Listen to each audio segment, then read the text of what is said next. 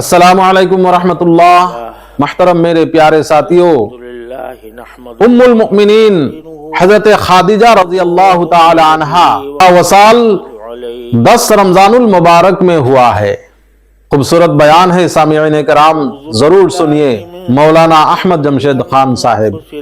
ضرور سنیے، اور ہمارے اس چینل کو سبسکرائب کیجئے تاکہ نئے نئے بیانات آپ کو سننے کو ملے۔ الحمد لله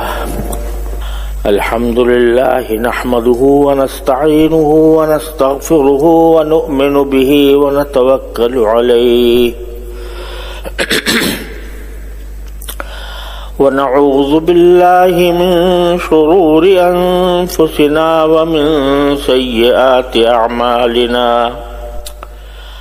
من يهده الله فلا مضل له ومن يضلل فلا هادي له،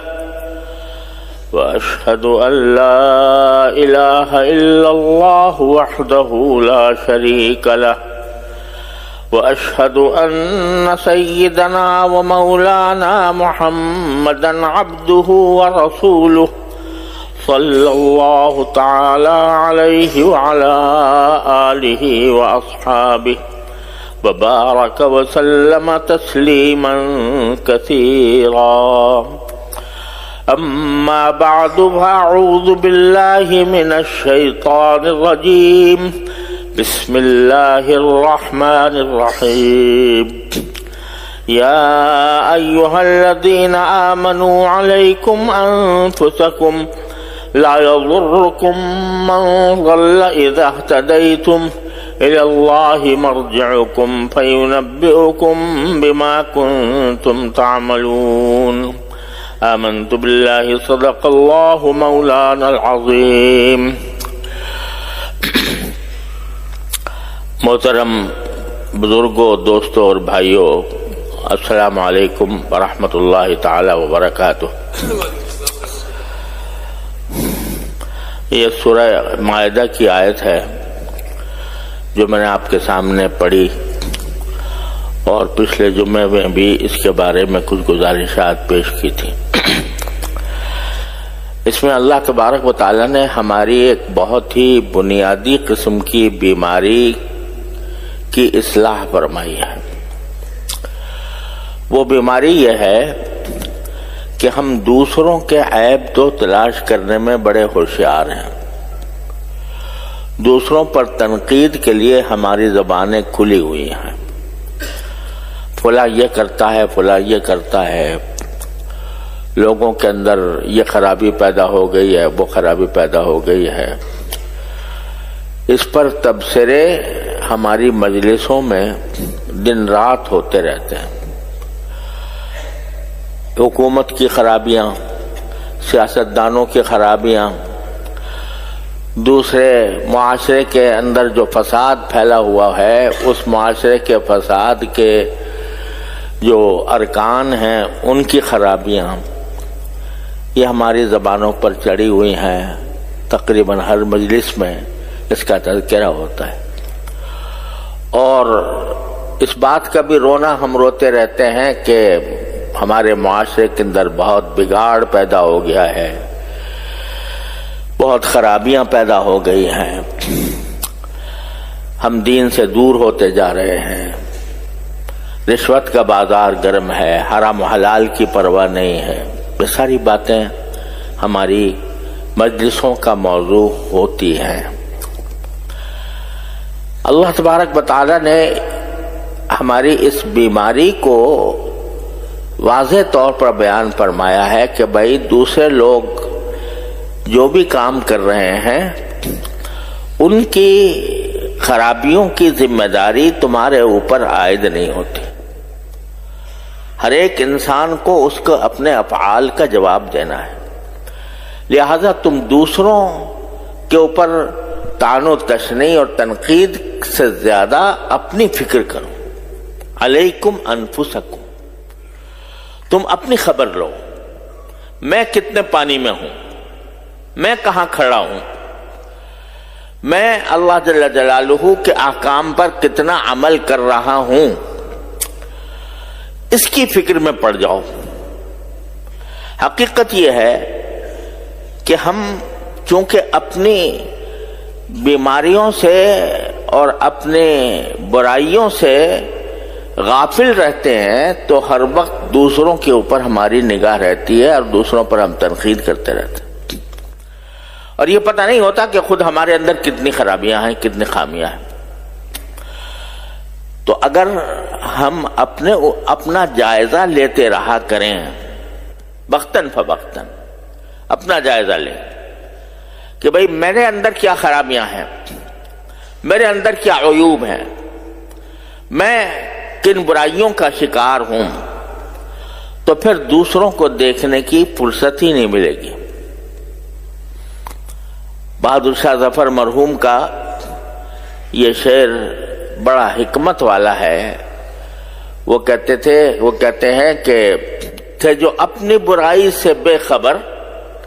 رہے اوروں کے ڈھونڈتے عیب و ہنر، رہے اپنی برائی سے بے خبر، رہے اوروں کے ڈھونڈتے عیب و ہنر، پڑی اپنی برائی پر جو نظر، تو نگاہ میں کوئی برا نہ رہا۔ جب اپنی برائی پر نظر پڑ جاتی ہے، آدمی کو اپنی فکر پڑ جاتی ہے، تو پھر دوسروں کے اندر جو خامیاں ہیں، خرابیاں ہیں، ان کی طرف نگاہ نہیں جاتی، آدمی خود اپنے اوپر غور کرتا ہے۔ اگر ایک آدمی کے پیٹ میں شدید درد ہو رہا ہو، خود اس کو بیماری لگی ہوئی ہے، تو وہ اپنی بیماری کی فکر کرے گا یا دوسروں کے نزلہ زکام کو دیکھتا بڑھے گا کہ بھئی اس کو نزلہ ہو رہا ہے کہ اس کو زکام ہو رہا ہے؟ وہ تو اپنی فکر میں لگ جائے گا۔ تو قرآن کریم ہمیں یہ فرماتا ہے کہ علیکم انفسکم، تم خود اپنی فکر کرو، اپنی خبر لو کہ میں کہاں ہوں، اور یہ خبر کیسے لی جائے، کس طرح خبر لیں ہم اپنی کہ ہم میں کہاں خرابی ہے، کہاں خامی ہے۔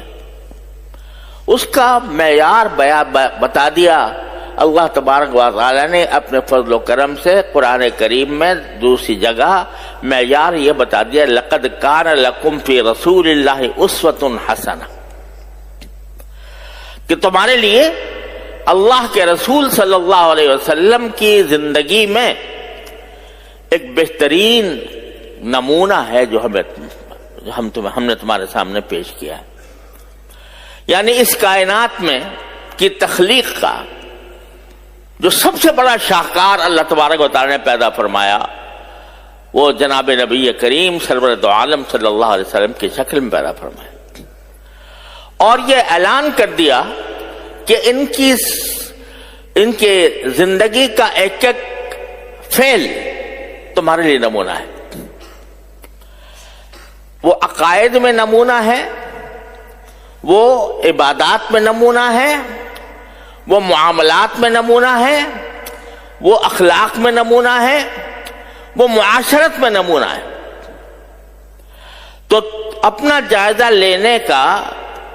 بہترین طریقہ یہ ہے کہ کوئی ایسی کتاب ہمارے سامنے ہو جس میں رسول کریم صلی اللہ علیہ وسلم کی حیات طیبہ بیان کی گئی ہے، آپ کی صفات بیان فرمائی گئی ہیں، جس میں سرکار دو عالم صلی اللہ علیہ وسلم کے طور طریقے بیان فرمائے گئے ہیں، اس کو ہم اپنے سامنے رکھیں اور سامنے رکھ کر اپنا اس سے موازنہ کریں کہ بھئی میں یہ جو صفات بیان کی جا رہی ہیں نبی کریم سرور دو عالم صلی اللہ علیہ وسلم کی، ان صفات میں اس کا کوئی شائبہ میرے اندر ہے یا نہیں ہے۔ مثلا رسول کریم سرور دو عالم صلی اللہ علیہ وسلم کی صفات میں یہ تھا کہ آپ بردبار تھے، حلیم تھے، اور حلیم کے معنی یہ کہ دوسروں کے ساتھ ہمیشہ آپ خوش اخلاقی سے، محبت سے، خیر خواہی سے بات کیا کرتے تھے، اور کوئی کتنے ہی غصہ کرنے والے دوسرا غصہ کتنا بھی کر رہا ہو، لیکن رسول کریم صلی اللہ علیہ وسلم جواب میں غصے کا جواب غصے سے نہیں دیتے تھے۔ حدیث صحیح بخاری میں حدیث ہے کہ ایک صاحب تھے، کسی وقت رسول کریم صلی اللہ علیہ وسلم نے ان سے کوئی اونٹ لیا تھا، اور اس اونٹ کی یعنی وہ اونٹ واجب ہو گیا تھا نبی کریم صلی اللہ علیہ وسلم کے ذمے، آپ نے اپنے ذمے لے لیا تھا کسی وجہ سے، کسی عقد کی بنیاد پر،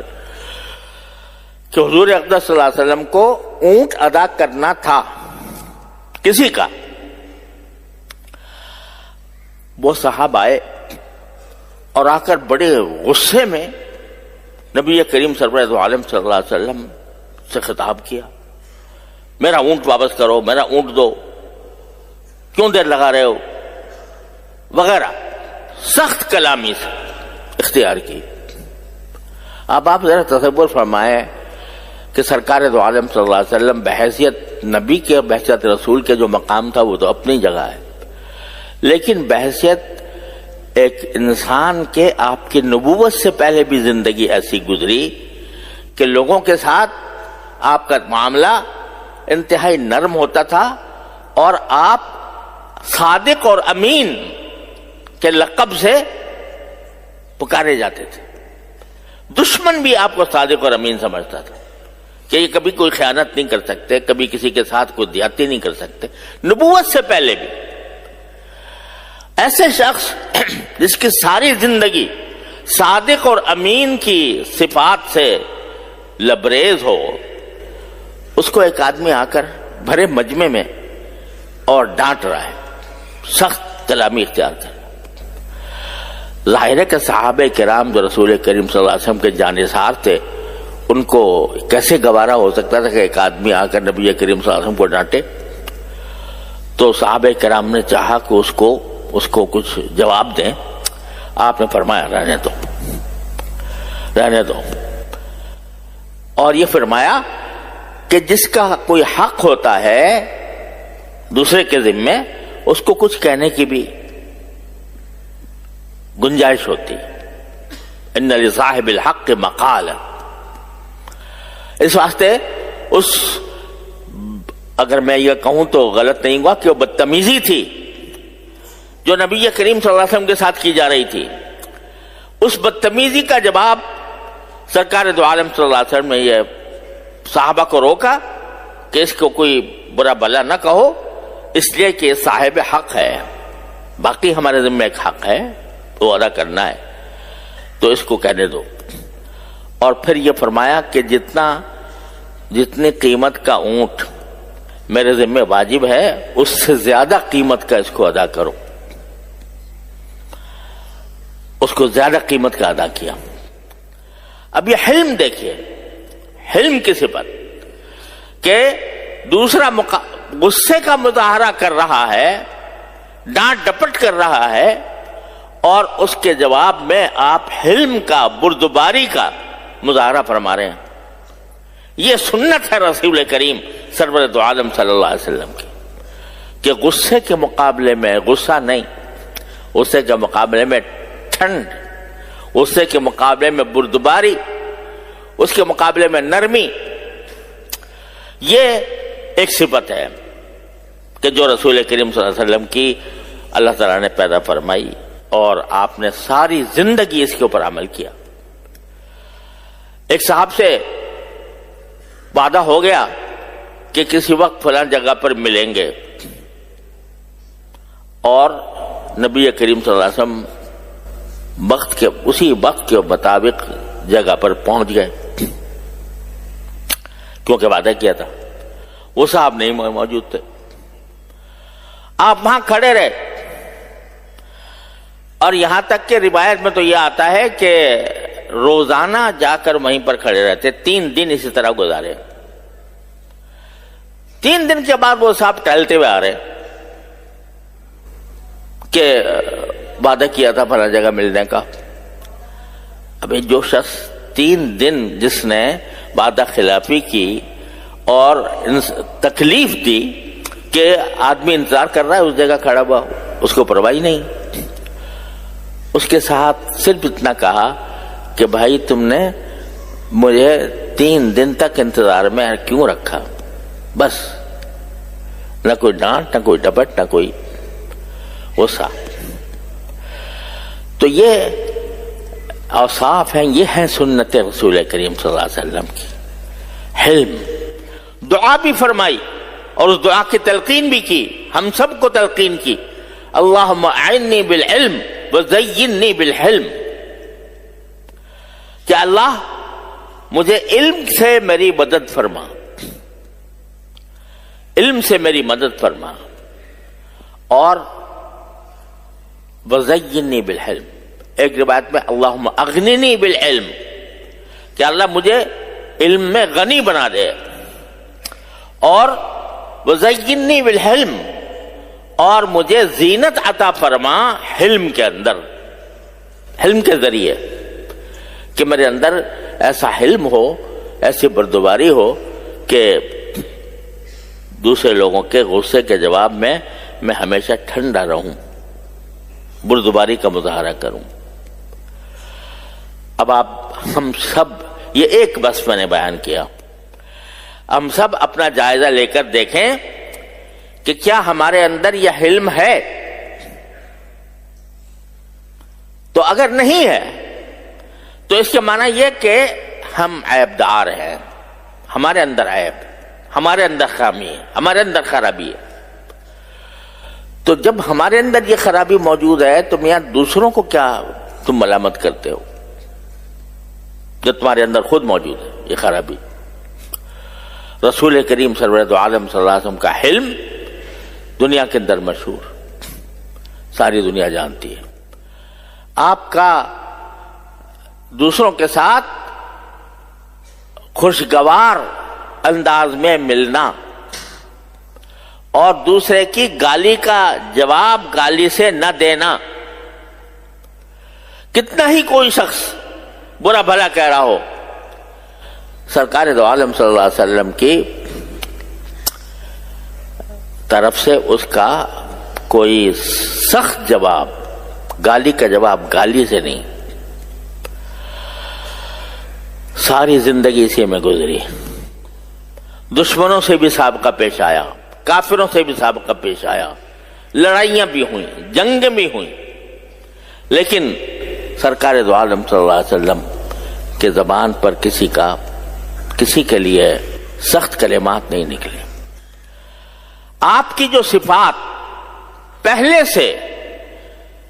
جو کتابیں نازل ہوئی تھی، تورات اور انجیل وغیرہ، ان میں نبی کریم صلی اللہ علیہ وسلم کی جو صفات مذکور ہیں، ان صفات میں ایک بہت بڑی صفت یہ بیان کی گئی ہے، تورات میں آج بھی موجود ہے، کہ وہ نبی جو آخر دور میں آئیں گے، خاتم النبیین صلی اللہ علیہ وسلم، سب سے آخری نبی جو آئیں گے، جو تشریف لائیں گے، وہ کیسے ہوں گے کہ ان کی بازاروں میں آواز سنائی نہیں دے گی، یہ الفاظ موجود ہیں، اور وہ برائی کا جواب برائی سے نہیں دیں گے. یہ پہلے سے صفت بیان کر دی گئی تھی نبی کریم سرورت عالم صلی اللہ علیہ وسلم کی تشریف آوری سے پہلے تورات میں یہ صفت بیان کر دی گئی تھی. اب یہ ایک سنت ہے رسول کریم، تو یہ اپنے اندر پیدا کرنے کی جائزہ لے ہر انسان ہم میں سے کہ بھئی میں اس صفت پر کتنا میں عمل کرتا ہوں. یہ جو قرآن فرما رہا ہے علیکم انفسکم، اپنی خبر لو، اپنے حالات کا جائزہ لو اور دیکھو کہ کہاں خرابی ہے. تو اس کے لیے ہم نے تمہارے سامنے ایک آئینہ رکھ دیا ہے. وہ آئینہ کیا ہے؟ نبی کریم سرور دو عالم صلی اللہ علیہ وسلم کی سیرت طیبہ، آپ کے اخلاق، آپ کے عادات، آپ کا کردار، دوسرے لوگوں سے آپ کا معاملہ، یہ سب رسول کریم صلی اللہ علیہ وسلم نے سامنے رکھ دیا. ایک شخص آتا ہے اور آ کر کہتا ہے یا رسول اللہ مجھے زنا کی اجازت دے دیجیے، زنا کی اجازت دیجیے مجھے، میں زنا کرنا چاہتا ہوں، چھوڑ نہیں سکتا۔ کوئی اور ہو ہم جیسا تو اس کو ڈانٹ کر بھگا دے، کیا بکواس کر رہا ہے، لیکن سرکار دو عالم صلی اللہ علیہ وسلم نے اس کو قریب بلایا، اس کے کندھے پر ہاتھ رکھا، شفقت سے فرمایا کہ تم جو کام کسی کی بہن یا بیٹی کے ساتھ کرنا چاہتے ہو، اگر کوئی وہ دوسرا تمہاری بیٹی تمہاری بہن کے ساتھ کرے، پسند کرو گے؟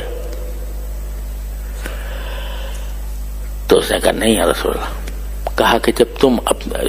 کئی رشتوں کا نام لیا، اگر تمہاری بہن کے ساتھ کرنا چاہے، تمہاری بیٹی کے ساتھ کرنا چاہے، تمہاری ماں کے ساتھ کرنا چاہے، پسند کرو گے؟ ہر چیز ہر ایک کا نام الگ الگ لے کر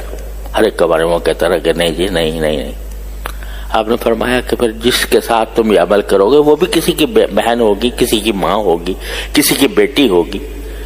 جب تم اپنے لیے پسند نہیں کرتے یہ بات تو دوسروں کے لیے کیسے پسند کرتے؟ ٹھنڈک پڑ گئی اس شخص کے دل میں، اور اللہ تعالیٰ نے اس کو توبہ کی توفیق دے دی۔ اگر اس کو ڈانٹ پانٹ پلاتے کہ کیا بکواس کر رہا ہے، یہ کوئی مانگنے کی بات ہے؟ اللہ کے رسول سے مانگ رہا ہے کہ میں زنا کرنا چاہتا ہوں صلی اللہ علیہ وسلم۔ آپ نے نہ ڈانٹا نہ ڈپٹا، محبت پیار سے اس کو سمجھا دیا، اللہ تبارک و تعالیٰ نے اس کی اصلاح کر دی۔ تو یہ ساری صفات نبی کریم سرور عالم صلی اللہ علیہ وسلم کی، یہ سب سنت ہیں۔ بے شک بہت سی سنتیں ایسی ہیں جو ہم الحمدللہ اللہ نے توفیق دے دی ہے، بھئی داڑھی رکھنا سنت ہے، کرتا پہننا سنت ہے، اور اپنے پانچوں کو